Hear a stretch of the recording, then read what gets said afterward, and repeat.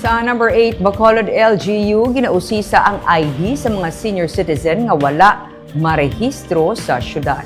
Ginausisa sa Bacolod City LGU ang mga identification cards o kung IDs nga natukiban wala marehistro sa Office of the Senior Citizens Affairs sang syudad.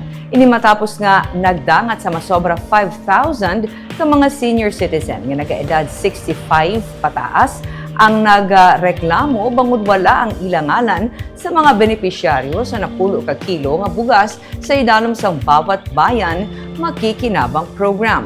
Ginsiling ni Bacolod City Mayor Greg Asataya nga ila pa sa karon ginausisa kung sa diin nakakuha sang ID ang mga natungdan nga senior citizen kag kun nga wala marehistro ang ilangalan sa database sang syudad.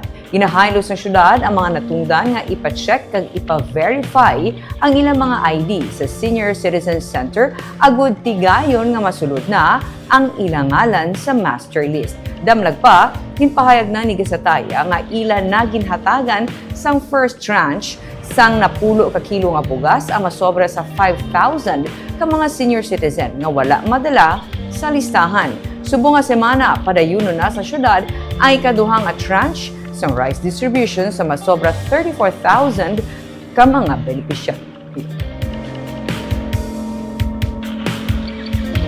May ibang nugide ang I don't know what happened somewhere along the way, but ang ilang ID wala nag-register na diba. That's why nga gina-encourage sinamon sila nga please ipa-check ang inyong mga senior citizens na ID para at least ma-sure tangara kamo sa ang list nyo is validated. Paano sila nakakuha ID, Mayor, kung wala na register nila? That's the $1 million question na ginapalantaw na ako. Hindi ba siya fake ID? Ginapacheck ko. May ganyan.